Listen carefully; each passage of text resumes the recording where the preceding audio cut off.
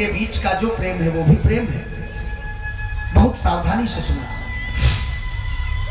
भाई और बहन के बीच का जो प्रेम है वो भी प्रेम है। पति पत्नी का प्रेम भी प्रेम है। लेकिन इस धरती पर जो प्रेम माता का पुत्र के प्रति है, दुनिया में दूसरा कोई प्रेम नहीं है। कोई प्रेम नहीं। मां तो मां है। अन्यथा न लीजिए, प्रेम पुत्र से पिता भी करता है, पर पिता के प्रेम में और मम्मी के प्रेम में अंतर है। जानते हैं, आपके घर में कोई 3 वर्ष का बेटा हो, नाक बहाए, गंदे कपड़ा पहने, उलझे बाल किए, धूल मिट्टी लगा करके अगर बाहर निकल पड़ता है तो पापा क्या बोलते हैं? जाओ मम्मी साफ कर जाओ। पापा कहते हैं मम्मी से साफ करा के आओ। लेकिन भैया, क्या कभी मम्मी भी अपने बालक से कहती है कि जाओ पापा से साफ करा के आओ? नहीं कहती। पापा चाहे कितना सुंदर ड्रेस पहन के निकले हो, लेकिन सजे सजाए अपने बालक को ऑफिस जाने से पहले एक बार चूम लेते हैं, तब जाते हैं। लेकिन वही सुंदर बालक जब नाक बहा के आता है तो पापा दूर से चलो चलो जाओ मम्मी से साफ करा के आओ। अंतर क्या मिला? अंतर ये मिला कि पिता पुत्र की सुंदरता से प्रेम करता है, लेकिन माता अपने पुत्र के रग-रग से प्यार करती है। रग-रग से प्यार करती है। माता तो माता है। और मैं तो पूरे भरोसे के साथ कहता हूं, जब भगवान श्याम सुंदर को जाने को सुना तो बाबा नंद अपने मित्र अक्रूर के साथ आराम कर रहे हैं। गोपियां जाग रही हैं, मानो भगवान से कहती हैं कि हे चंद्रमा, तुम पूरी रात छटा बिखेरे रहो, हे सूर्य तुम निकलो ही नहीं, न सवेरा होगा और न कृष्ण जाएगा। आने जाने वालों से निवेदन है भैया, कोशिश करें अपना अपना स्थान जल्दी जल्दी ग्रहण किया करें। मां तो बनाया खिलाया, कन्हैया को अपने साथ बिताई है यशोदा माता। एक निवेदन आपसे करो, कहते हैं मां के दिल जैसा दुनिया में कोई दिल नहीं। मां हृदय का विषय है।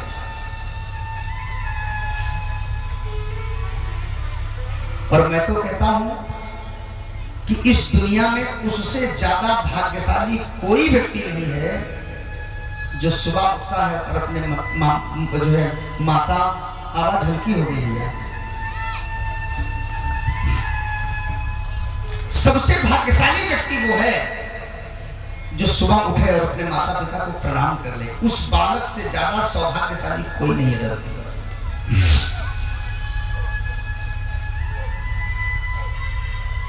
और मां की ममता की बात हम बताएं कैसे?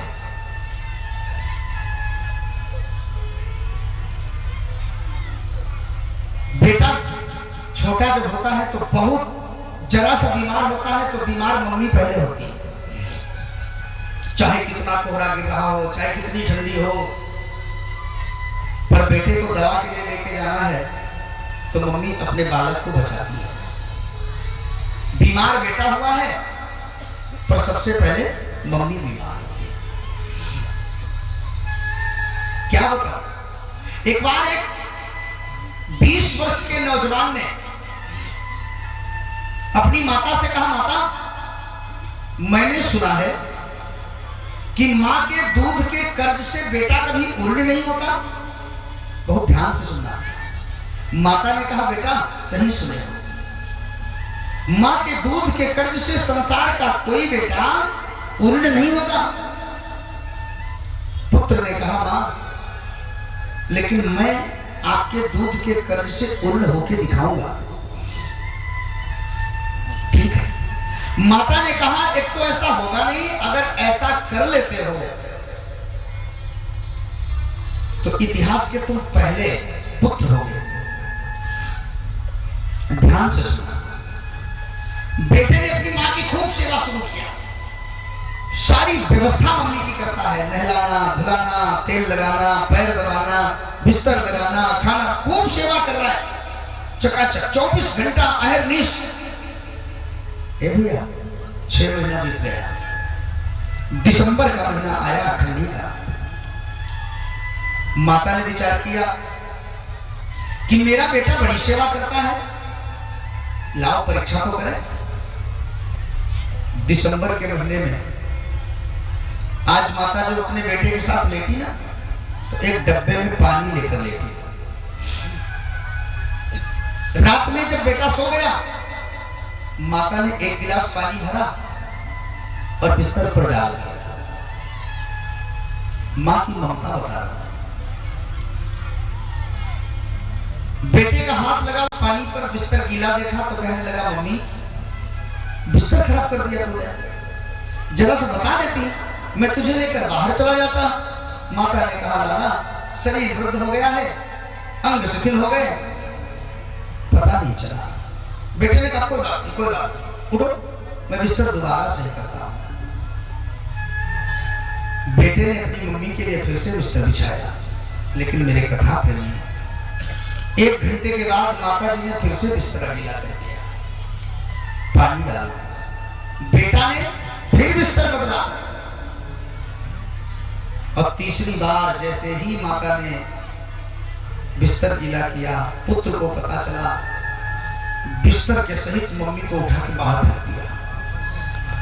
मम्मी ने कहा बेटा बस हो गया, कर लिया, दूध के कर्ज से अदा हो गया, तू इतना बड़ा था।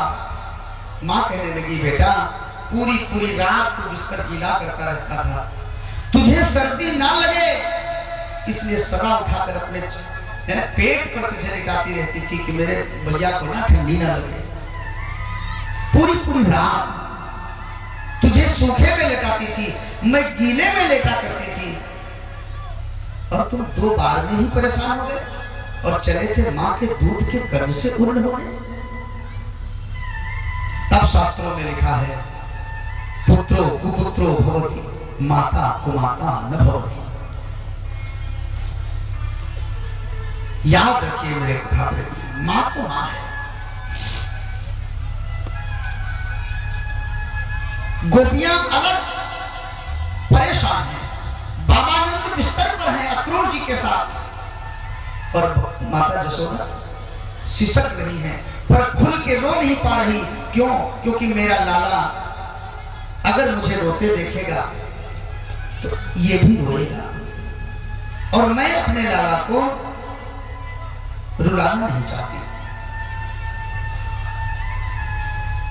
सुखदेव जी महाराज कहते हैं राजन, इस दुनिया में जैसी मां है वैसा कोई नहीं। हर मां का एक सपना होता है कि मेरा बेटा बड़ा होगा तो मेरे बुढ़ापे की लाठी बनेगा। ए भैया किसी किसी के यहां तो मैंने देखा है कि मां अपने सपनों के साथ अपने पुत्र को जन्म देती है, लेकिन जैसे ही ब्याह के पत्नी लाता है, जिसने 9 महीना पेट में रखा, प्रसव की पीड़ा बर्दाश्त किया, अपना सारा कष्ट किया अपने पुत्र के लिए, लेकिन जब पत्नी आई तो पत्नी को लेकर बेटा अलग रहने लगा और वृद्ध मां को अलग कर दिया। लेकिन जानते हो माता और पत्नी के प्रेम का अंतर, इस सामने बेटा बहू रहते हैं, उस सामने मम्मी पापा रहते हैं। 70 साल की माता हो गई है, कानों से अच्छे से सुनाई नहीं पड़ता, आंखों से अच्छे से दिखाई नहीं पड़ता। मैं आज कहता हूं, मैं शास्त्र की बात नहीं कहता, प्रैक्टिकल करके देखना। जिसके लिए तुमने अपनी मां छोड़ी है, जिसके लिए उनकी वात्सलता छोड़ी है, जिसके लिए उनकी सेवा छोड़ी है, एक बार दोनों में परख कर लेना। 10 बजे आप ड्यूटी से लौटते हो, जनवरी के महीने में तुम्हारी पत्नी आधा घंटा लेट इंतजार करके दरवाजे बंद करके रजाई में लेटती है, जिससे सारा मतलब है, और जिसको अलग कर दिया है आपने, उससे कोई मतलब नहीं है। लेकिन याद रखना, वो माता बिस्तर पर बैठ कर झांका करती है कि मेरे भैया 10 बजे तक आते थे, आज 11 बज गया नहीं आए। हे परमात्मा, मेरे भैया की ना रक्षा करना, सकुशल घर लाना। ये दोनों का अंतर है। ये मैं शास्त्र की नहीं, खुद अनुभव की बात करता हूं। कोशिश करके देखिए। और अगर मां की ममता को देखना है,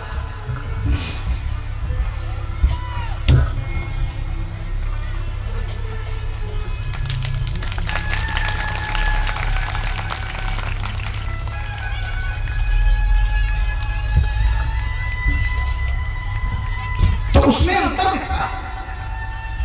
बहुत ज्यादा ठंडी में आप करके देखिए, 11 बजे रात में आकर के अपनी पत्नी से आप कह दीजिए कि सुनो, आज मैंने खाना नहीं खाया, मुझे बड़ी भूख लगी है और मेरे लिए फटाफट ना मोटी वाली हाथ की रोटी और थोड़ी सी सब्जी बनाओ।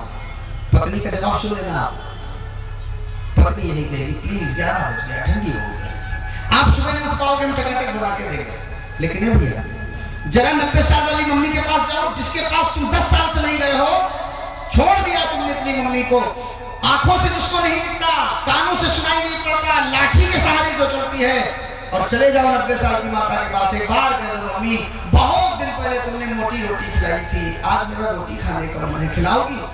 वो चाहे जैसे बना के देगी, लेकिन रात में अपने बच्चे को रोटी बना के खिलाएगी, जो कहोगे सब खिलाएगी। और उस माँ को प्रसन्नता होगी कि चलो मेरा बालक मेरे पास आया, मुझसे कुछ कह रहा है। ये अंतर है मेरे भाई। संसार सो रहा है, लेकिन जसोदा मैया बिस्तर पर अपने लाला के साथ है। रात हो गई। जब मां को लगा कि मेरा पुत्र सो गया, जसोदा माता धीरे से बिस्तर से उठी, आगे बरामदे में पहुंची और फूट फूट कर कस के रोने लगी। सोचने लगी कि हे विधिना, छोटे से लेकर अब तक जो कंस मेरे कृष्ण को मारना चाहता है, और अब वो धोखे से बुलाकर वहां मारना चाहता है। भगवान कृष्ण बिस्तर से जब उठे, बिस्तर को खाली देखा, मां कहां गई, मां कहां गई? ए भैया, मां की तलाश में भगवान श्याम सुंदर बिस्तर से उठ पड़े, और जब बरामदे के पास पहुंचे तो देखा कि संसार सो रहा है और उनकी माता जसोदा फूट फूट कर रो रही है। भगवान कृष्ण ने जाकर के जसोदा मैया के गले से गलबैया डाल करके और कहा, मैया दुनिया सो रही है और तू रो रही है। झट से अपने कृष्ण को उठा के मां ने गोदी में रख लिया और कहा, लाला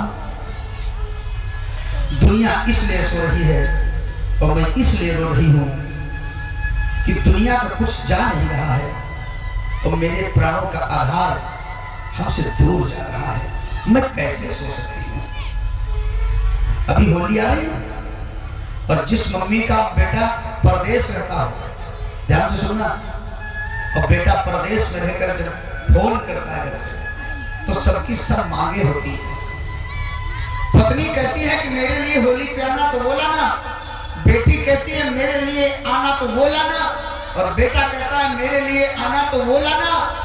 भैया, और सबसे मांग लेकर के, सबकी बात कर करके, और वो बेटा अपनी पत्नी से कहता है फोन लेकर मेरी मम्मी के पास जाओ, मैं अपनी मम्मी से पूछना चाहता हूं कि उनके लिए क्या लाऊं। और जैसे ही मम्मी के कान में फोन लगता है, अपने बेटे की आवाज कान में सुनती हैं, तो बेटा पूछता है, मम्मी मेरी छोटी सी गुड़िया बिटिया ने फ्रॉक मांगा है, मेरी पत्नी ने साड़ी मांगा है, पिता ने जूते मंगाए हैं, और मम्मी अगर तेरे लिए भी कुछ चाहिए, ध्यान से सुनना, अगर तेरे लिए भी कुछ चाहिए तो तू ही बता दे, मैं ले आऊंगा। उस वक्त मम्मी का एक जवाब होता है मेरे भाई बहन, मम्मी कहती है बेटी के लिए वो लाओ जो वो मांग रही है, पत्नी के लिए वो लाओ जो वो मांग रही है, पापा के लिए वो लाओ जो वो मांग रहे हैं। लेकिन बेटा, धरती की, संसार की सारी माओं के जीवन का सबसे बड़ा उपहार उसका बेटा होता है। सबके लिए सब लाना, और मेरे लिए तो केवल तुम चले आना, मेरे लिए और कुछ नहीं। सबसे बड़ा उपहार है मम्मी के लिए उसका बेटा। अब तो जमाने खत्म हो गए। नहीं, पहले के जमाने में जब पोस्टमैन चिट्ठी लेकर आता था ना, तो अनपढ़ मम्मी जब पोस्टमैन को देखती थी तो पोस्टमैन के हाथ में जो पत्र था ना, उस पत्र में उसका बेटा दिखता था कि मेरे भैया ने चिट्ठी भेजा है। कितने भाव से मम्मी पढ़ा करती थी। भगवान कृष्ण को लेकर के जसोदा मैया गोद में बैठी है, रात का समय है। जसोदा जी से कृष्ण पूछते हैं, माँ आखिर क्या हो गया, तुम रोती क्यों हो? जसोदा ने कहा, लाला तू एक बार कह दे कि मैं मथुरा नहीं जाऊंगा। भगवान कृष्ण कहते हैं, मम्मी मामा ने रथ भेजा है इतना सुंदर। कहा बेटा मत जाओ, तुम कंस की उस चाल को नहीं जानते, वो धोखे से तुम्हें मरवाना चाहता है। भगवान ने कहा, माता 2 दिन की तो बात है, केवल आऊंगा जाऊंगा और मथुरा के सुंदर महलों का गलियों का दर्शन करूंगा और आ जाऊंगा, 2 दिन की तो बात है। माता कह रही, लाला तू एक बार अपने मुंह से कहते कि मैं नहीं जाऊंगा। बोले नहीं मां, जाना पड़ेगा। और जब माता को लगा कि कन्हैया जाएगा, तो भगवान श्री कृष्ण से जसोदा माता कहती है, लाला अगर तू जाना ही चाहता है तो जाओ, लेकिन बहुत दिनों से जो मैंने छुपा के रखा है, जो बात आज तक मैंने तुझसे नहीं बताई, आज मैं तुझे बताना चाहती हूं। कृष्ण ने कहा, मां ऐसी कौन सी बात है जो मुझसे नहीं बताई, और क्यों नहीं बताई? तो माता ने कहा, पुत्र तू हमसे कहीं दूर न चला जा, इसलिए मैंने कभी नहीं बताया। बोले क्या बात है?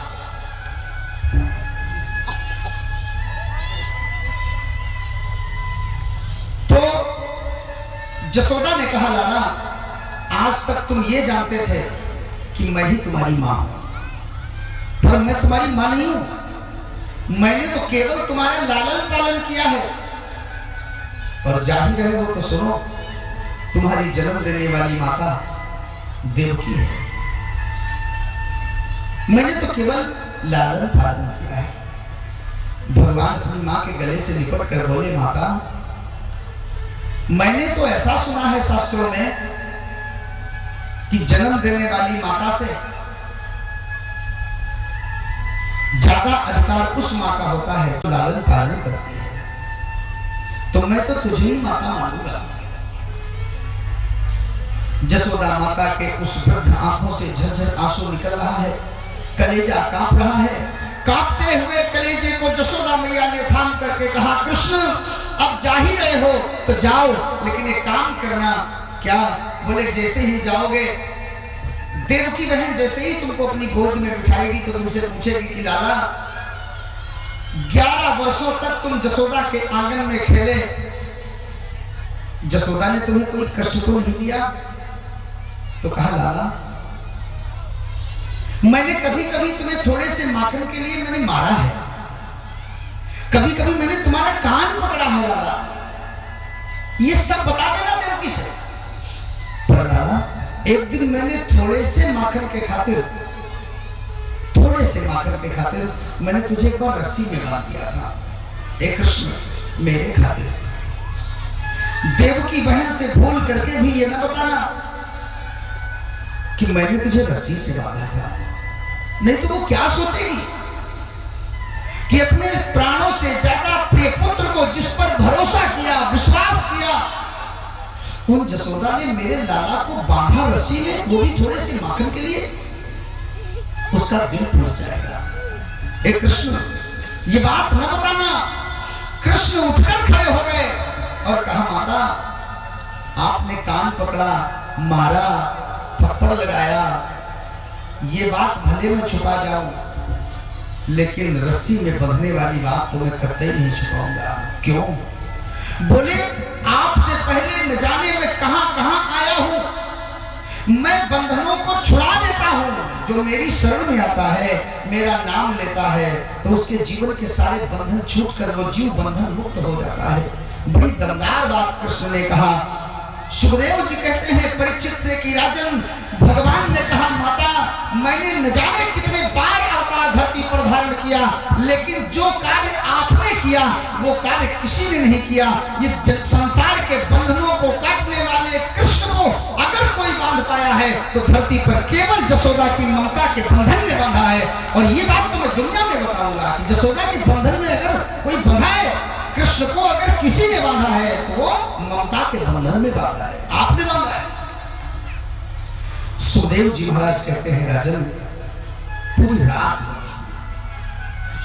सवेरा हुआ, ग्वाल बाल एकत्रित हो गए और भगवान श्याम सुंदर से कहने लगे कि कृष्ण हम भी आपके साथ चलेंगे। कुछ ग्वाल बालों को लेकर के बाबा नंद चले हैं। माता को प्रणाम करके दोनों भैया रथ की तरफ बढ़े हैं। गोपियों ने उस रथ को रोक रखा है। गोपियों ने कहा कृष्ण तुम जाना चाहते हो तो तुम जाओ, हम रोकेंगे नहीं, लेकिन ये रथ और ये पहिया मेरे ऊपर चढ़ेगा। या तो मुझे साथ ले चलो या मथुरा की तैयारी कैंसिल करो। भगवान ने सबको समझाया, कहा देखो मैं वहां टिकने थोड़ी जा रहा हूं, रुकने थोड़े जा रहा हूं, जाना है और आना है। और फिर दाऊ भैया साथ में है, बाबा नंद भी साथ में है, कुछ ग्वाल बाल सखाए, तुम चिंता न करो। किसी तरह से समझा बुझा करके गोपियों को अक्रूर के पास भगवान कृष्ण आए और बोले काका जैसे ही मैं रथ पे बैठ जाऊं रथ इतने तेज चलाना, क्योंकि पता नहीं माँ की ममता उमड़ जाए कि गोपियों का स्नेह उमड़ जाए, फिर मैं उस बंधनों में बंधना नहीं चाहता काका। तो माता को प्रणाम करके गोपियों को समझा करके दाऊ भैया के साथ जैसे ही रथ पर बैठे अक्रूर जी, सुखदेव जी कहते हैं कि निर्निमेष नैनों से निरंतर निहार रही है और रथ अभी थोड़ी दूर ही पहुंचा था, तब तक पीछे से आवाज आई, ओ कन्हैया, ओ बलदाऊ, रथ रोक दो। भगवान ने कहा काका ठहर जाओ, कोई आ रहा है। सुखदेव महाराज कहते हैं परीक्षित से कि राजन बंद करो नेत्र और करो इस ममता की मूर्ति का दर्शन। पल्लू का पता नहीं है, पल्लू नीचे धूल में लिपटा जा रहा है, फटे पुराने कपड़ों की एक पोटली हाथ में है, बाल खुले हुए हैं और धूल बालों तक चढ़ी हुई है। परीक्षित ने पूछा प्रभु ये कौन है जो कृष्ण कृष्ण पुकार रही है? सुखदेव जी कहते हैं परीक्षित ये उन्हीं की मां जसोदा है। पोटली लेकर खड़ी हुई और दाऊ भैया को पोटली देते हुए कहती है जसोदा माता कि बेटा मेरो कृष्ण ना अभी छोटा है, नटखट है और इसको बार बार भूख लगती है, ये माखन मिश्री तुम अपने पास रखो और इस माखन मिश्री को रखना और कंस के यहाँ संभाल कर रहना, और जब जब ये मांगे ना, क्योंकि मैं अपने लाला को 8वां पहर माखन मिश्री देती थी, ले जाओ। दोनों आए, माता को प्रणाम किया और प्रणाम करके पुनः रथ पर बैठे और काका से कहा काका अब रथ चलाओ, इतनी जल्दी चलाओ कि फटाफट मथुरा पहुंचाओ। रथ चला, मथुरा में प्रवेश कर रहा है। बोलो मथुरा धाम की। 2 मिनट से कीर्तन कर लीजिए, थोड़ा माहौल बदल जाए, फटाफट चले। तेरे चरण दबावत श्याम किशोरी, तेरे चरणन में तेरे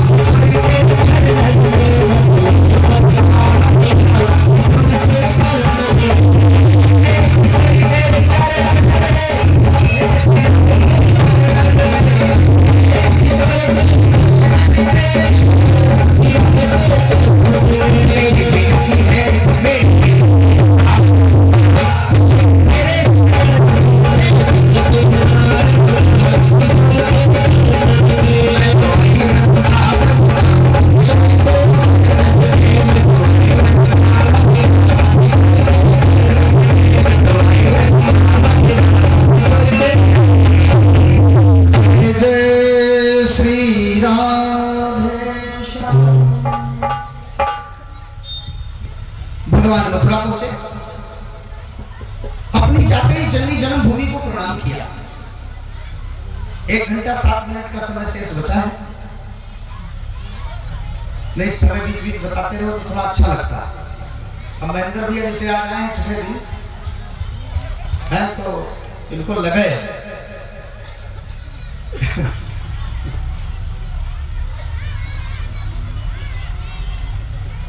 मथुरा जी के निकट जब पहुंचे श्री गोपाल तो एक बगीचे में वही दिए पड़ावे डाल।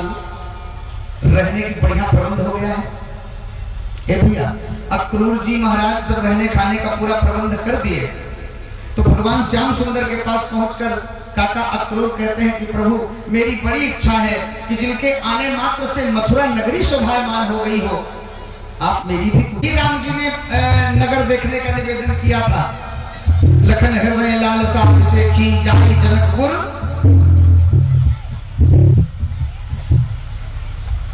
लखन हृदय लालसा से की जाई जनकपुर आई। देखी वहां भी राम जी का मिथिला देखने का मन था, लेकिन दोनों में अंतर है। अब यहाँ क्या अंतर बताऊं मैं? राम कृष्ण दो एक हैं, अंतर नहीं। निमेष थोड़ा थोड़ा एक अंतर है। क्या? राम जी को विश्वामित्र जी ने ये नहीं कहा था कि तुम किसी को देखाओ। दोहा पढ़िए बात लिखा है, बोले जाई देखिया वहु नगर, अरे सुख निधान दो भाई, और करे सुफल सबके नयन, सुंदर बदन देखा। ये नहीं कहा था कि तुम किसी की सुंदरता देखने लगना। विश्वामित्र जी ने कहा था जाई देखिया वह नगर, सुख निधान दो भाई, और करे सुफल सबके नयन, सुंदर बदन दिखाए। तो दुनिया वाले तुमको देखें लेकिन तुम न देखना। लेकिन भगवान के पास ऐसी कोई मर्यादा थोड़ा है, ये तो लीला बिहारी है। दोनों में अंतर है थोड़ा सा। इनके नयन विशेष हैं, राम जी के गंभीरता है, और ये तो लीला बिहारी है। जैसे मथुरा में प्रवेश किए, बाबा नंद का पांव दबाने लगे तो बाबा से कहते हैं, बाबा वही बात कह रहे हैं भगवान राम वाली। बोले बाबा कि फिर मीठे मीठे बोलन में से अरे अपनी लालसा दिखाने लगे। और बोले बाबा अरे कहा बाबा जी कोमल कोमल कर कमलों में बाबा के चरण दबाने।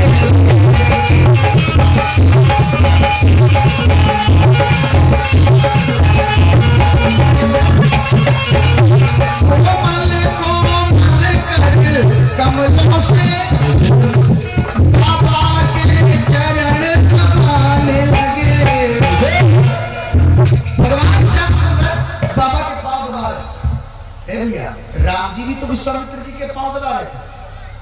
तो जब राम जी विश्वामित्र जी के पांव दबा रहे थे तो गुरु जी ने बार बार कहा था जाओ जाओ आराम कर लो, आराम कर लो। ये तो कहो धीरे धीरे ये परंपरा जा रही है, अच्छा है। पहले किसी के घर में संत सदगुरु जाते थे तो चेला पैर में दबाने आता था, अब नहीं दबाने आता तो बहुत बढ़िया, कब तक दबावे। एक गुरुजी एक घर में पहुंचे, बहुत ध्यान से सुनना, एक गुरुजी पहुंचे घर में तो उनके पिताजी नहीं रहे, वो शिष्य थे, उनके दो बेटे थे, बड़े संस्कारी थे। तो बोले गुरुजी घर आए हैं तो चलो थोड़ा चरण सेवा हो जाए, बहुत ध्यान से सुनना। तो पैर दबाने लगा वो 9 बजे से, जब 1.5 घंटे तक पैर दबाया, 11 बजने वाला हुआ तो चेले को लगा जब गुरुजी आराम कर रहे होंगे, तो प्रणाम करके उठने लगा, जैसे गुरुजी उठ पड़े।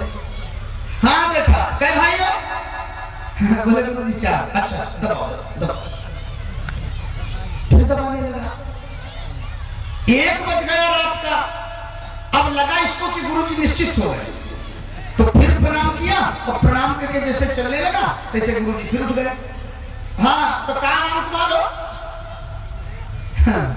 बोले हमारा नाम चंदन। कह अच्छा अच्छा दबाओ दबाओ दबाओ। अब जब गुरुजी ने कहा दबाओ तो दबाने लगा। 3 बज गया, 9 बजे से शुरू किया, 3 बज गया। अब इसको लगा कि गुरुजी पक्का सो गए, तो फिर प्रणाम किया, फिर उठ के चलने लगा तैसे गुरु महाराज फिर उठ के बैठ गए। हाँ तो क्या भाइयों? अरे बोले गुरुजी 3। गुरुजी ने कहा 9 बजे के आसपास, तो तुम कह रहे थे 4, तो कहे तो 10-5 मिनट के लिए चौथा है, 10-5 मिनट और दबवा लो भैया, खत्म है, 3 बचपे के लिए, यही लिए कहा 3। हाँ तो ये नहीं दबाते हैं तो अच्छे है। बाबा से भगवान बोले कि प्रभु, भगवान बोले बाबा से कि बाबा ये ऊंचे ऊंचे महल कहाँ के दिख रहे हैं? बाबा नंद ने कहा लाला यही है कंस का महल। देखो भगवान जानते समय अनजान बन गया, बोले इतना सुंदर महल, इसमें मेरे मामा रहते हैं। बोले और क्या? तो बोले बाबा अगर आप आज्ञा दें तो दूर से इस महल की सुंदरता को, आभा को मैं देखा। बाबा ने कहा चुपचाप ये बैठो, एक तो तुम गांव से आए हो, शहर की बातचीत, शहर का रहन सहन अंतर है। ये सवाल तो एक माता जी ने हमसे एक बार किया था, कहीं कहीं बड़ा बुरे फंस जाते हैं। एक माता जी खड़ी हुई, बोले गुरुजी ये बताओ शहर और गांव की मर्यादा में क्या अंतर है? शहर में और गांव की परंपरा में क्या अंतर है? अब हम ने सोचे अगर हम गांव की बात बताएं तो शहर वाले नाराज, शहर वाले की बात बताएं तो गांव वाले नाराज। तो हमारी समझ में एक बात आई, हमने कहा गांव में और शहर की परंपरा मर्यादा में एक ही अंतर है। बोले क्या? हमने कहा गांव में जब कोई हाथी निकलता है तो हमारी अम्मा लोग जो होती है गांव की, गांव में मॉम थोड़ी होती है, गांव में तो अम्मा मम्मी होती है। तो गांव की गलियों में जब हाथी निकलता है तो माता पिता हमारे क्या कहते हैं? ए चलो गणेश भगवान जा रहे, चलो प्रणाम करो। अब जा कौन रहा? हाथी। तो गांव की माता अपने बच्चे से कहती है हाथी को दिखाकर कि जय बाबा करो, गणेश भगवान जा रहे। तो शहर में क्या होता है? शहर में कैलेंडर में गणेश जी को मम्मी जब होमवर्क कराती है बच्चे को तो गणेश जी की तरफ इशारा करके कहती ELEPHANT एलिफेंट माने। अंतर नहीं समझ में आया क्या? शहर वो जिसमें गणेश में हाथी दिखे और गांव वो जिसमें हाथी में गणेश भगवान दिखे, ये अंतर है गांव से। अब शहर वाले को आनंद नहीं आया, ताली नहीं बजी। हाँ भैया सही बात चाहे जहर हो पीना चाहिए। लल्लो पत्तो मैं ये जो है ये दिखावा, इस पे मत जाओ, थोड़ा सही बात को स्वीकार करना सीखो।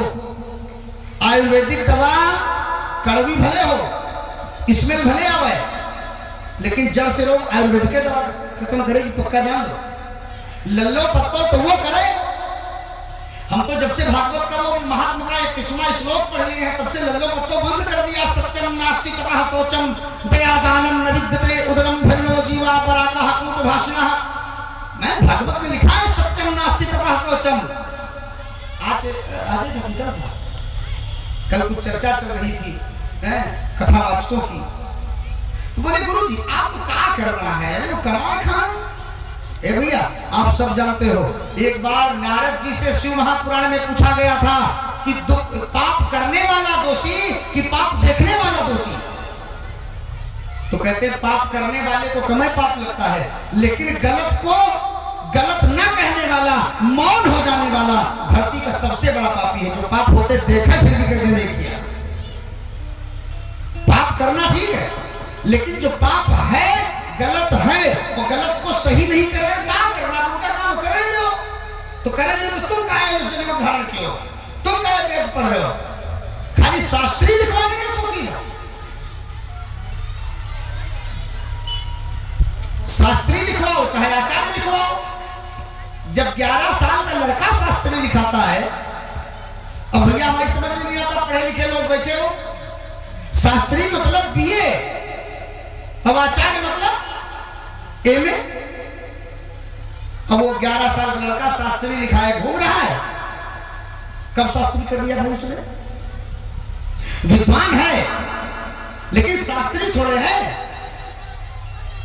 शास्त्र का अनुभव नहीं है। अभी अगर पूछ लिया जाए बड़े बड़े आचार्यों से कि 6 शास्त्रों के नाम बताओ, तुम तो होते हो, तुम बड़े बड़े आचार्य हो।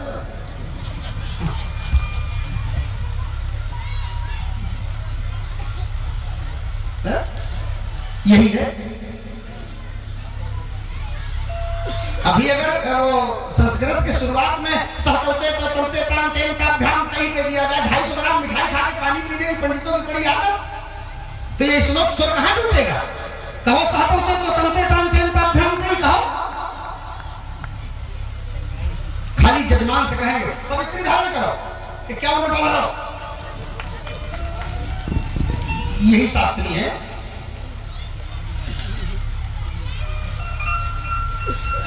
पाप होते देख रहे हो, हम कह रहे हैं गणेश भगवान की या तो आवाहन न करो, तो या तो किए हो तो पूजा करो। हम आपकी सेवा नहीं कर पाते हैं, हम आपकी पूजा नहीं कर पाएंगे, हम आपको नहीं खिला पाएंगे, तो हम बुलाओ क्या है? कहीं चौराहे पे राम राम कर ली जाएगी। हमारे बहुत प्रेमी से कहते गुरु जी कभी आश्रम में रहो तो बुलाओ। हम आश्रम में रहते तब वो झूठ बोल देते नहीं को चाय पानी करावे, दूसरे घर में खाद पर आते तब चलिए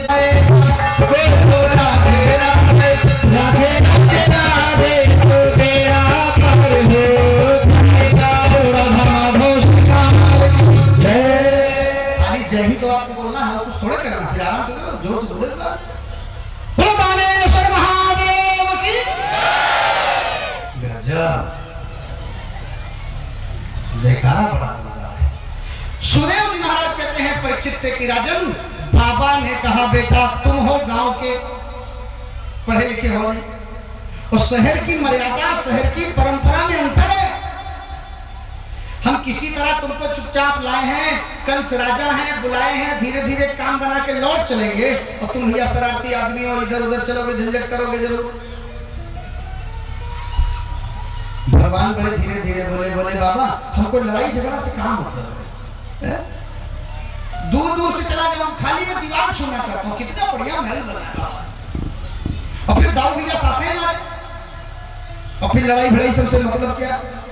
बोले यो समझा कर नंद से अरे पाया आशीर्वाद, और दाऊ ग्वालों को लिए चले कृष्ण भगवान। भगवान अपने दादा के साथ ग्वाल वालों को लेकर चले, और बाबा से कहे बाबा हम थोड़ा गांव गलियों का दर्शन करके आएंगे, और तुम सीधे रास्ते से उसी धनुष यज्ञ मेला में चले भैया। अभी हमको द्वारकापुरी तक चलना है, 9 बज गया है, बड़ा लंबा सफर है। भगवान के बाबा नंद पहुंच गए धनुष यज्ञ मेला में, और भगवान श्याम सुंदर अपने ग्वाल बालों के सहित गलियों में प्रवेश कर रहे हैं। बड़ा आनंद हो रहा है। बोले कुंजों बेलों में चलकर कुछ शोभित सुंदर अमराई है, अरे निर्मल विस्तृत है राजमार्ग जिन पर वृक्ष सुहाते हैं।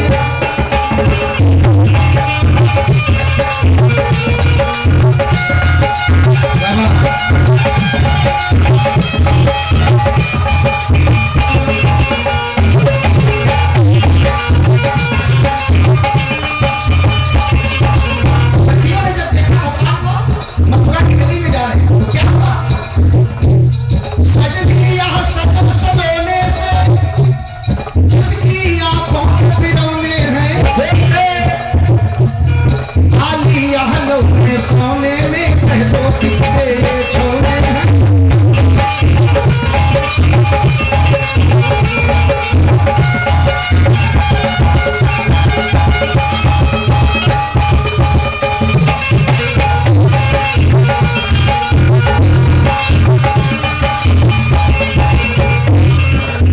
सखियों में एक चर्चा चल रही है। जब भगवान, अब देखो यहाँ वो मर्यादा तो है नहीं कि बाबा नंद ने ये तो कहा नहीं है कि तुम किसी को न देखना। राम जी के लिए तो रोक थी कि दुनिया तुमको देखा है लेकिन तुम उनको न देखना। यहां कोई रोक नहीं है। तो भगवान श्याम सुंदर के लिए सहेलियां कहती हैं कि ये तो ऐसा लगता है कि त्रेता वाले राम और लक्ष्मण हैं। पूरे मथुरा में चर्चा हो गई कि दीदी दो सुंदर राजकुमार आए हैं, एक श्यामला और एक गोरा है। अरे राम राम। एक सहेली कहने लगी इतने सुंदर जिंदगी में पहली बार देखा है किसी को इतना सुंदर। भगवान दाऊ भैया से बोले इनसे बता दो आगे देखोगे भी नहीं, क्योंकि त्रिभुवन में हमसे ज्यादा सुंदर कौन है? जिसकी चर्चा लिखी गई है वर्णत छवि चाहता सब लोगों अवश्य देखी है देखन जोगू। इतने बढ़िया सुंदर भगवान। आप तो वो मुर्गा कट बाल कटवा देते हैं, बुरा न मानना। अरे वो चिथरही पैंट आई है, क्या बोलते हैं उसको? डैमेज। अब होली आई है, अभी डैमेज खरीदेंगे। अब जिसका नाम है मास्टर साहब डैमेज, बहुत ही माता जी बाप मुझसे नाराज हो जाते हैं। अब हम जो वही कह रहे जो है, जींस का क्या नाम है? डैमेज। पहले लोग भूसट पहनते थे। ये देखो दादा बैठे, ये शर्ट नहीं है, ये भूसट है। भूसट जो पैंट वाली जेब को स्पर्श करता रहता था वो भूसट। अब नामे रखती है सर। दानेश्वर महादेव के यहाँ जल चढ़ावे जाएगा, खुंडी खोले पड़ जाए, जल के खाली खुंडी खोले ला गए। हाँ, कहां चली गई संस्कृति, कहां चला गया संस्कार? ना गुस्सा जाओ, गुस्सा न जाओ, तो कोई मतलब नहीं ना। किसको हीरो बोलेंगे? मुर्गा कटवा जानते हो ना? इधर ना इधर, मुर्गा कट। लेकिन जमाना गुड मॉर्निंग का है। माताजी प्रणाम, पिताजी प्रणाम का तो समय है नहीं है। बस हाँ वो भगवान वो बिल्कुल हीरो है। अरे हीरो, हीरो है भगवान। HERO। H माने, H का मतलब हैंडसम, R का मतलब रेगुलर। आइए डॉक्टर साहब, भगवान से ज्यादा कोई आज्ञाकारी नहीं है। अब तुम डैमेज पहना के, मुर्गा कटवा के तुम अपने बच्चे से आज्ञा काम करवाओगे, वो तो कहेगा यार पिताजी दिमाग यार में खराब किया करो। जब 18 साल का होगा तो यही तो कहेगा, है? बुरा ना मानना। आज 15 साल का बेटा अपनी मम्मी से कहता है यार मम्मी प्लीज चाय पिलाओ यार, मूड दर्द कर रहा है, मूड दर्द कर रहा है। मम्मी यार, पापा यार दिमाग में खराब किया करो। अच्छा एक बात मेरी समझ में नहीं आती है भैया, 20 साल का बेटा, इसका मूड किसने डिस्टर्ब किया? बुढ़ऊ ने। तो क्या 24 घंटे मूड ऑफ रहता है? फिर मूड ऑन कौन करता है इनका? मूड ऑफ करते हैं इनके माता पिता, और मूड ऑन करती है इनकी बाबू। बाबू माने पत्नी। हाँ, भूल गए थे क्या आप लोग? अरे बाबू, नारी विवश नर सकल गोसाई, नाचत नट मरकट की नाई। सुखदेव जी महाराज कहते हैं सखियों ने आपस में चर्चा की, बहुत सुंदर है, बहुत सुंदर है। तो एक ने कहा इतने सुंदर हैं कि अगर मेरी चल जाए तो इनको मैं अपने घर पे ला। बोले घर पे कहाँ रहेंगे? इतने सुंदर कहाँ रखोगे इनको? भाई किसी सुंदर चीज को रखने के लिए सुंदर जगह भी तो होनी चाहिए। सुखदेव जी महाराज कहते हैं कि एक ने कहा अगर मेरी चल जाए तो इस सांवली सलोनी सूरत वाले को जहां काजल लगाया जाता है अपनी आंखों में लगाना। बगल वाली ने कहा पागल हो गई हो, इतनी खूबसूरत चीज को तुम आंखों में काजल की जगह रखोगी, और जब कभी किसी के विरह में रोना हुआ तो ये सुंदर चीज काजल की तरह बह नहीं जाएगी। तो पांचवी ने चौथी से कहा तो तुम ही बता दो तुम कहां रखो। रखोगे इनको?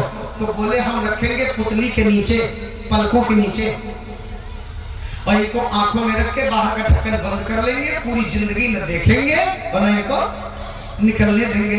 इतने सुंदर हैं श्याम सरोने। अरे जादू भरी तेरी आंखें जिधर गई, जादू भरी तेरी आंखें जिधर गई, जादू भरी तेरी आंखें जिधर गई, नैनों की कटारी बारी बारी छुई छुई छतियां सी उतर गई, जादू भरी तेरी आंखें जिधर गई, जादू भरी तेरी आंखें जिधर गई, जादू भरी तेरी आंखें जिधर गई, जादू भरी तेरी आंखें जिधर गई। भगवान आनंद देते हुए चले जा रहे हैं। बलराम जी ने कहा भगवान कृष्ण से कि एक नैया ये लंगोटी लगाकर वहां जाओगे, जो लोग सुनेंगे तो कहेंगे इतने बड़े राजा भोजराज के भांजे हैं और ये लंगोटी लगा के यहाँ है। तो बलराम जी ने कहा कि नैया कुछ करो। तो भगवान ने कहा क्या करें? तो बोले कुछ कपड़े का इंतजाम करो। भागवत का कहते हैं भगवान कृष्ण जी ने जब देखा तो एक धोबी कंस के कपड़े गठरी में बांधे ला रहा था। भगवान श्याम सुंदर ने जाके कहा मामा राम राम। धोबी नशे में था और मदिरा के नशे में उसने बोला है जान न पहचान काहे कि राम राम। भगवान ने कहा सुनो, बालक जब ननिहाल आता है तो बूढ़े वाले नाना, अब अच्छी पर्सनालिटी नौजवान वाले मामा। ओहो, तो उसने कहा अच्छा अच्छा अच्छा तुम ही कृष्ण बलराम हो। तो बोले तुम्हारी पहचान बढ़िया हम ही है। मामा गठरी में क्या है? तो बोले वो है कपड़े। किसके? बोले राजन के। तो भगवान ने कहा प्रभु धनुष यज्ञ में जाना है, अगर फटे कपड़े पहन के जाऊंगा तो तुम्हारे ही राजा की बदनामी होगी, इसलिए एक काम करो कपड़े दे दो एक जोड़। वो भैया धोबी नशे में था। नशे में आदमी कब का बोले कुछ पता नहीं है। धोबी ने बड़ा उल्टा बोला। बलराम जी ने कहा कृष्ण समय भी तो देखो, बड़ा लंबा समय है, निपटाओ उसको। तो सुखदेव जी महाराज कहते हैं भगवान कृष्ण ने 2 उंगली का एक तमाचा मारा धोबी के गाल पर, उसका सर धड़ से कट गया। गोविंदा नमो नमः। गठरी खोला। भगवान जिंदगी में पहली बार भगवान कपड़ा पहन रहे हैं, लेकिन जल्दी जल्दी में आदमी जब पहली बार कुछ करेगा तो उल्टे से उल्टा करेगा। भगवान क्या किए मालूम है? जल्दी जल्दी में कपड़ा उठा के बांटे, अपना एक जोड़ा लिए, लेकिन जल्दी जल्दी में ऊपर वाला नीचे और नीचे वाला ऊपर। ब्रिज लिखते हैं बड़ा सुंदर लाइन।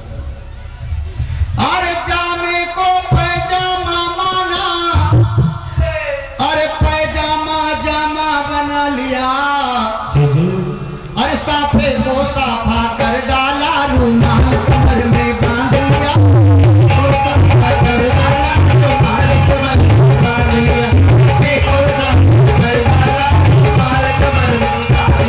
जामे को पैजामा माना। एक मिनट, छोटे छोटे बच्चों से पूछो जामा जानते हो? जामे को पैजामा माना, पैजामा जामा बना लिया, साफे को साफा कर डाला, रूमाल कमर में बांध लिया।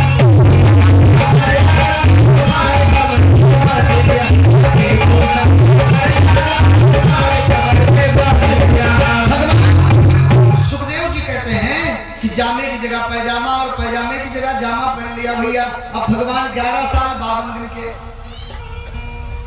और कंस लंबा चौड़ा, तो जो बाह जहां से लंबी होती भगवान वहीं से फाड़ देते हैं। विचित्र रूप बनाया। बलराम जी ने कहा कन्हैया ये क्या कर रहे हो? तब तक थोड़ी दूर आगे पहुंचे, एक दर्जी बैठा था। बोले सरकार अगर आप थोड़ा रुक जाते तो मैं आपके कपड़ों की शटिंग बना देता बढ़िया। भगवान ने कहा समय नहीं है मेरे पास, 9:17 में निपटना है मामा से, द्वारिकापुरी तो चलना। बोले समय नहीं लगाऊंगा। झटाझट धोबी ने भैया सेटिंग फिटिंग किया और जल्दी में अब क्या बनाया, दर्जी ने जो बनाया कपड़ा कैसा है। अरे कहा सियाए प्रभु, अरे सियाए प्रभु कपड़ा ग्वालन के खातिर, सियाए प्रभु कपड़ा ग्वालन के खातिर, सियाए प्रभु कपड़ा ग्वालन के खातिर। क्या क्या सिया, कुर्ता पैजामा टोपी सियाए, कुर्ता पैजामा टोपी सियाए, लंबे लंबे कंगना, लंबे लंबे कंगना, यक यक झाल। हमने परसों पूछा कि अवधि शब्द समझते हो, तो आप लोगों ने कहा तो झाला समझते हो, झोला। बनाए दिन नखरा पालन के खातिर, सियाए कपड़ा पालन के खातिर, सियाए नखरा पालन के खातिर, बनाए नखरा पालन के खातिर, सियाए प्रभु कपड़ा सिला। भगवान ने दर्जी से पूछा भैया सिलाई में कुछ दे दें आपको। ए भैया वो दर्जी तुरंत लंबा लंबा लेट गया, सरकार हमको कुछ नहीं चाहिए, अभी जो आपने धोबी को दिया है ना, मैंने अपनी आंखों देखा, हाल मैंने देखा है, हमको कुछ नहीं चाहिए, आप आशीर्वाद दे दीजिए। भगवान ने कहा सुनो बेटा, मैं तुम्हें आशीर्वाद देता हूं, तुम दिन दूना रात चौगुना कमाओ, खाओ, बढ़ो, फरो, फूलो। तो द्वापर का आशीर्वाद किसी पे काम करे चाहे न करे, दर्जियों पे खूब कर रहा है। हाँ, ब्लाउज पीस विमल का कपड़ा खरीदने जाओ 30 रुपए का, और दर्जी के यहां दे दो तो 240 दो। और कहूं दुल्हा सरकार की महेंद्र भैया कहां जा रहे हो?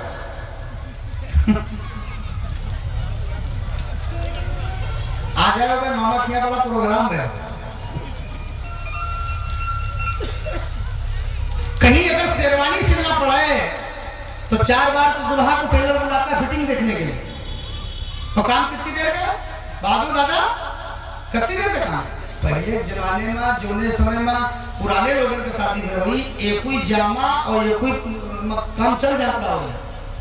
आज तो दुल्हा 2 घंटा में ड्रेस चेंज करता, जय ड्रेस तय जूता। हाँ, क्योंकि दूल्हा बनना है नहीं बनना। भाई आज दाढ़ी काली है, कल सफेद हो जाएगी, है ना? तो ये दूल्हा बनना ही है। भगवान दर्जी को आशीर्वाद दिए, सुदामा नाम के माली ने माला पहनाया।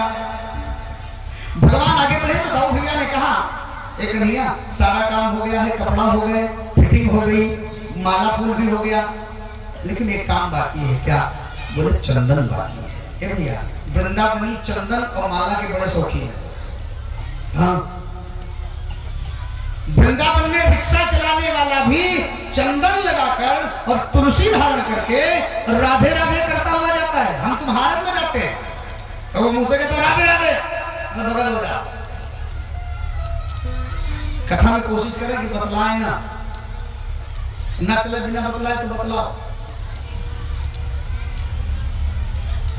सुखदेव जी महाराज कहते हैं कि भगवान ने देखा तो बोले दासस्याम सुंदर वरम कुब्जनाम महामते। 3 जगह से टेढ़ी एक औरत को आते देखा भगवान ने। सुंदर है, लेकिन लिखा है दासस्य सुंदर सुंदरम वरहा, सुंदर है पर नाम क्या है? बोले कुब्जा नाम महामते। सुंदर है पर 3 जगह से वो टेढ़ी है। भगवान ने आवाज किया कि युवान बिना को वातानुलोपनम।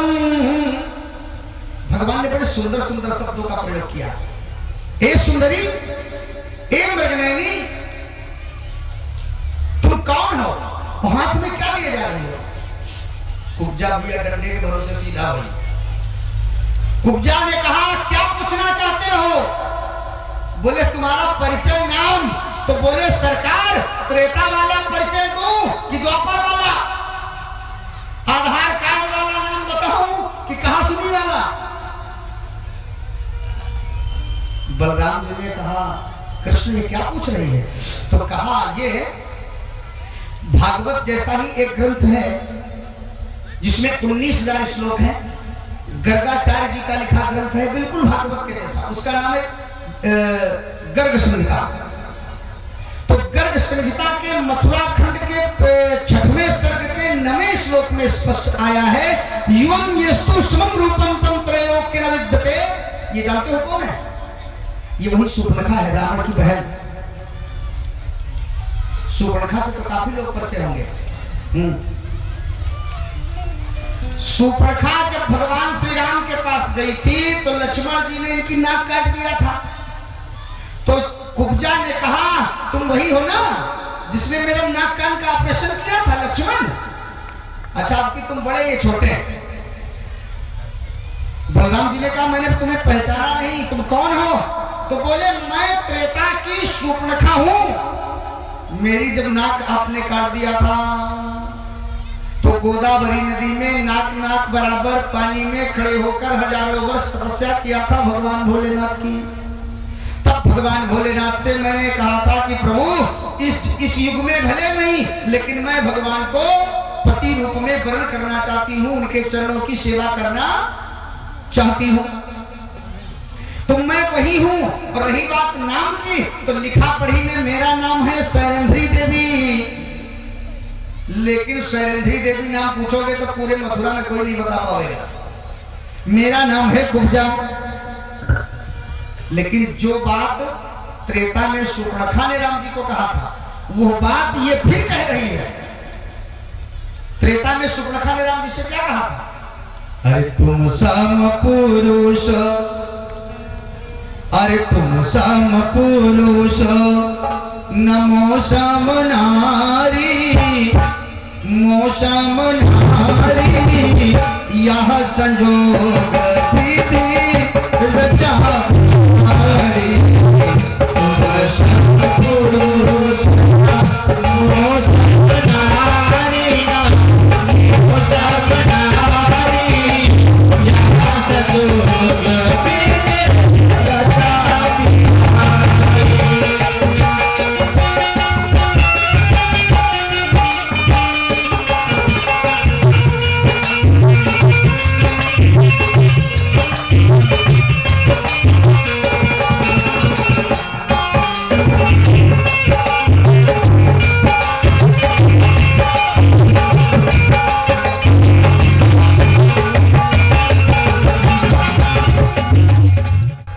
वहां भी भगवान के रूप स्वरूप का वर्णन कर रही थी। और ये जब कुब्जा बनकर आई तो भी भगवान से कहती है कि युवम येस्तु समम रूपम, तुम जैसा सुंदर रूपवान त्रैलोकस्य नहि विद्यते, तीनों लोकों में तुम जैसे सुंदर कोई दूसरा नहीं है। मेरा नाम कुब्जा है। तो हाथ में क्या है? तो बोले काश्यांगने कंधस्थ साधुना, ये जो मेरे हाथ में है ये मैं कंस की दासी हूं। मेरा काम है चंदन ले जाने का, सोने के कटोरा में चंदन। माने ये कथा हमको ये सिखाती है कि भोजराज कंस था तो पापी, था तो अत्याचारी, लेकिन माथे में चंदन लगाता था। और अब हमको चंदन चोटी से घना हो गई। चंदन क्या है मालूम है? चंदन जहां लगाया जाता है क्रोध यहीं से पैदा हुआ है, दोनों भगटियों के बगल से। आदमी जब बहुत गुस्साता है लिमिट से ज्यादा तो सबसे पहले क्या होता है? असली वाली जो कुछ तो नकली वाली गुस्सा है, असली वाली गुस्सा लक्ष्मण जी की है। कैसे बोले थे? तो बोले माखे लखन तो कुटिल भई भौ है और रदपट फरकत नयन रिसव है। लक्ष्मण जी जब क्रोधित हुए थे तो इनकी भौहें एकदम है, तो इन दोनों भौहों के बीच से ही क्रोध का जन्म हुआ है।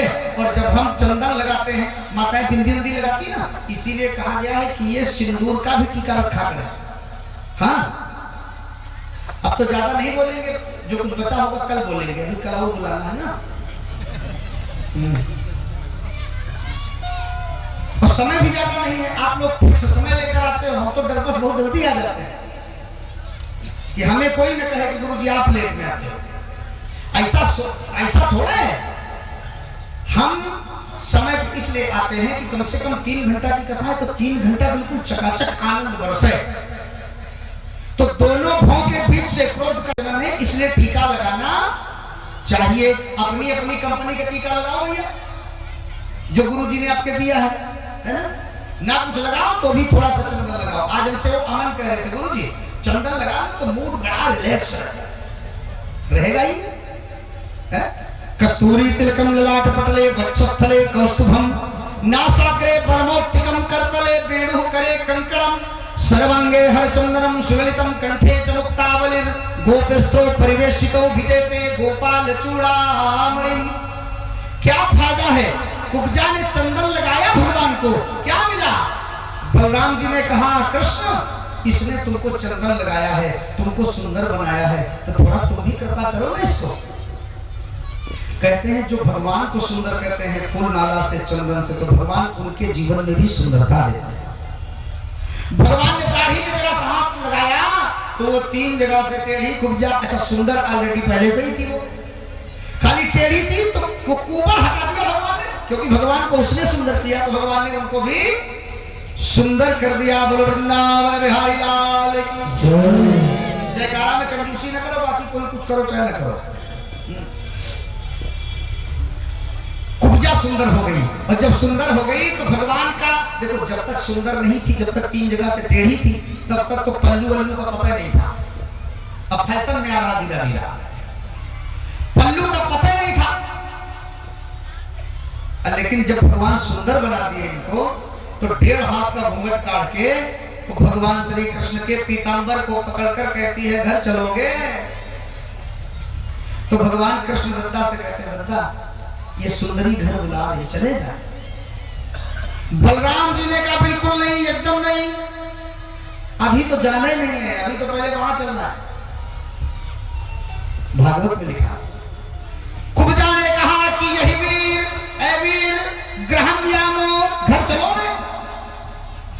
तो भगवान श्री कृष्ण अपने दद्दा की तरफ देखते हैं तो कहते हैं दद्दा श्री रामस्य कृष्णस्य पश्चातः रामः कृष्णस्य पश्चातः।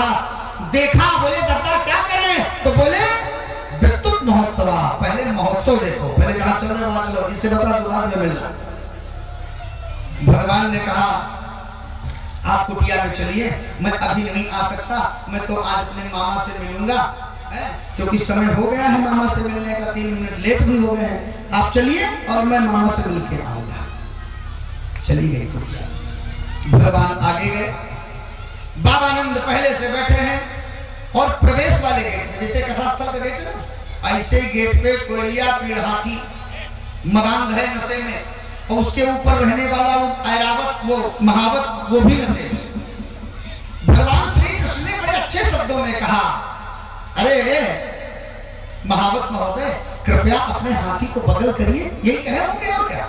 अब भाई जब तो अंग्रेजी नहीं चलती थी, नहीं तो एक्सक्यूज मी प्लीज कहते कुछ। भगवान ने कहा कृपया अपना हाथी थोड़ा अगल बगल करिए, मुझे अंदर जाना है। लेकिन वो भैया उस भाषा को कहां समझे? एक बार ध्यान से सुनना, नशेड़ी आदमी आदरणीय वंदनीय शब्दों का नहीं समझ पाता है। हाँ, संत कहते हैं कि सामने वाला जिस भाषा का जानकार बैठा हो आप उसी भाषा में बात करिए। इधर सीतापुर साइड में गए थे एक संत सम्मेलन में, एक चौबे जी वहां थे। तो जब चौबे जी को कोई बड़े प्रेम से कहा अरे चौबे जी, तो चौबे जी बड़े उसी भाव में उत्तर दे, कहा हाँ जी। जब कोई कहा चौबे जी तो कहा हाँ जी, तो जैसे कोई हनक में कहा चौबे, जैसे चौबे का ताबे।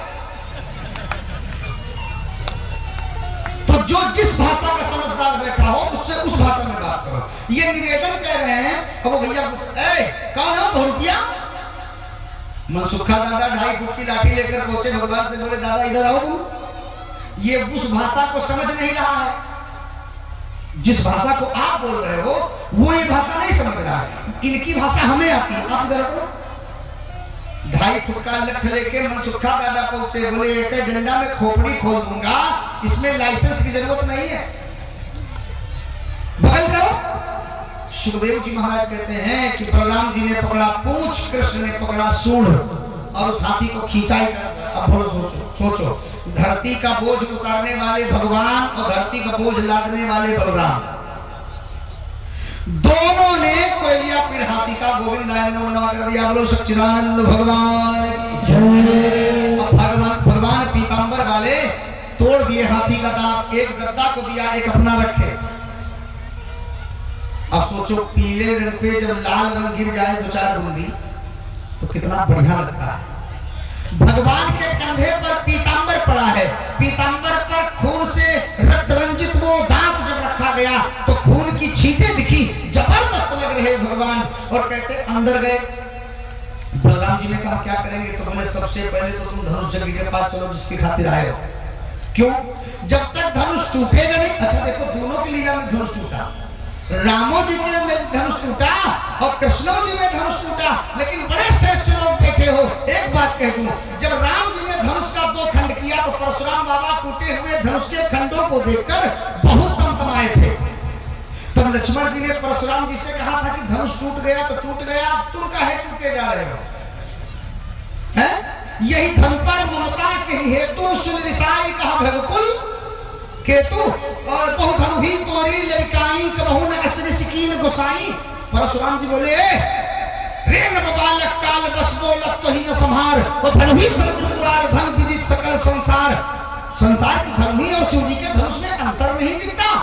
वहां पर लक्ष्मण जी ने कहा था सरकार आप हो ब्राह्मण, हम हैं क्षत्रिय, और क्षत्रियों की नजर में एक ही चीज जानते हैं, संसार का हर धनुष मारने के ही काम आता है? वो आनंद देने का काम नहीं आता है। हमारे हिसाब से तो सारे धनुष एक समान है। परशुराम जी से लक्ष्मण जी ने जो बात कही मुझे वो बात बता दी है। परशुराम जी ने कहा तुम काहे टूटे जा रहे हो, पहले ये बताओ। बोले मेरे गुरु जी का धनुष किसने तोड़ा? तो बोले धनुष तुम्हारा? तो बोले नहीं। तो बोले तुम्हारे पिताजी